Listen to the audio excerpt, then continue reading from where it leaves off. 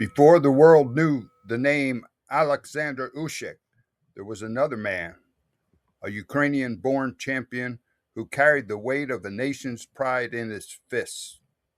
His name was Benny Bass, but history isn't just found in record books. It is found in the margins of artifacts like this one. Tonight, we are stepping into the Maple Grove Fieldhouse on August 12, 1935. The air is thick with cigar smoke and anticipation. We have the original program, the ads, the handwritten notes from a fan who was actually there. By 1935, Benny Bass was a veteran of the ring. He was a former world champion who had gone toe-to-toe with the elite of the featherweight and junior lightweight divisions. He was aging, yes, but his name still filled seats. He was known as the Little Fish, and in the mid-1930s, he was still the biggest draw in Pennsylvania club boxing. By this point in his career, Bass was no longer chasing world titles, but his presence alone made any night at the Grove feel like a championship event. But the Fieldhouse wasn't just about the main event. It was a community. Before the first bell, you might have stopped by the College Barber Shop on North Pine Street for a 25-cent haircut. You might even have run into Babe Geyer himself, the local legend who seemed to know every secret in Lancaster. Look at these names on the program. Local club fighters, some former champs on the way down, and others just hungry kids from the neighborhood. This was the heart of the sport. The program lists every bout, but it is the handwriting in the margins that tells the real story.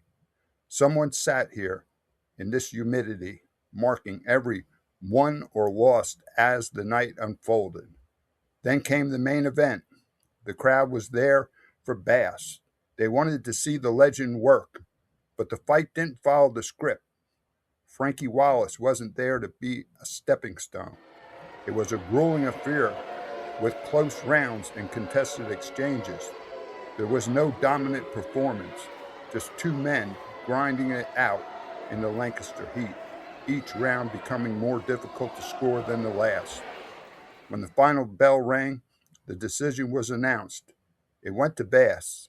The legend survived, but ringside, and certainly in the crowd, there were doubts. Our anonymous fan didn't just disagree, he was insulted. He took his pencil and left us a permanent record of his frustration, scrolling a rotten decision right onto the card.